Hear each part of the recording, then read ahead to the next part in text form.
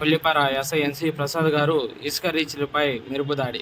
కొల్లిపార కొత్త బొమ్మవారిపాలెం మొండెంగి ఇసుక రీచ్ను తనిఖీ చేసి రీచ్ల వద్ద వీఆర్ఏలకు ప్రభుత్వం పనులకు ఇసుక తోలుకునే ప్రతి ట్రాక్టర్కి ఎంఆర్ఓ గారు ఇచ్చే టోకెన్ మీద డేటు టైం రాసి పంపాలని తెలియజేశారు. అలాగే ట్రాక్టర్ డ్రైవర్ లైసెన్స్ కలిగి ఉండాలి.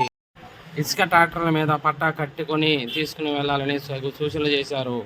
అలాగే సోమవారం సాయంత్రం 2 ఇసుక ట్రాక్టర్లను సీజ్ చేసిన కొల్లిపార ఎస్ఐ ఎన్సి ప్రసాద్ గారు చినుమూరు నుంచి తెనాలి ఇసుక అక్రమంగా తరలిస్తున్న 2 ట్రాక్టర్లను చక్రాపాలెం వద్ద పట్టుకుని వారి మీద కేసు నమోదు చేసినట్టు ట్రాక్టర్లు సీజ్ చేయడమైనది. ఈ విధంగా అక్రమంగా ఇసుక తరలించిన వారిపై క్రిమినల్ కేసును నమోదు చేసి కఠిన చర్యలు తీసుకోబడునని కొల్లిపార ఎస్ఐ ఎన్సి ప్రసాద్ గారు తెలియజేసినారు.